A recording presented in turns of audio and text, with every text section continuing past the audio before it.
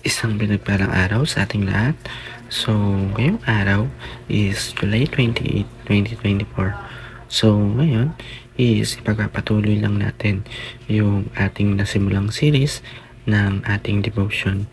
So, bago natin simulan yung series ng ating devotion, is muli mo na nating discuss or papyawan yung naging series natin last time para sa mga bago lang na tagapanood at tagapakinig ng ating devotion. So, yung series na talakay namin last time is My Whole Family for Christ.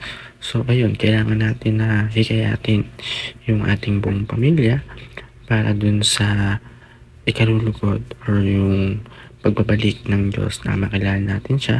Kasi ang unang coming ng Panginoong Kristo, di ba nga yung naging katawan tao siya, tapos niligtas niya tayo doon or tinubos niya tayo doon sa mga kasalanan natin. And doon sa second coming niya is yung kukunin niya yung mga tao na nagkalugod-lugod or sumasamba at naniniwala sa kanya. So, yung talakay natin yung araw ay essential of the historic faith. So, importante na malaman natin kung ano nga ba yung naging history. Yung simula nung pinanganak si Yesu Cristo, namatay siya, pagpako sa krus, tinubos niya tayo, di ba? Nagkataon tao siya, tapos nagkaroon ng mga disipulo, yung mga instrument nga ng Panginoon, nagkaroon ng pare, yun nga yung paano ni Moises, nila Joshua. So, napaka-importante yan. Kaya nga na inaaral natin yan, na yung mga word of God or yung mga salita ng Diyos, inaaral natin. Kasi napaka-importante yan para maligtas tayo at makilala natin ang Panginoon. Kaya kailangan natin aralin yan. Napaka-essential talaga or yung importante na maaral natin yan. So, yung Bible verse na lang natin yung araw ay Acts chapter 3 verse 21. So, sabi dito, Heaven must receive him until the time comes for God return everything as he promised long ago through the holy prophets. So, sa Tagalog, siya'y dapat munang manatili sa langit hanggang sa dumating ang pagbabago ng lahat ng bagay ayon sa ipinahayag ng Diyos sa pamagitan ng kanyang mga banal na propeta mula noong una.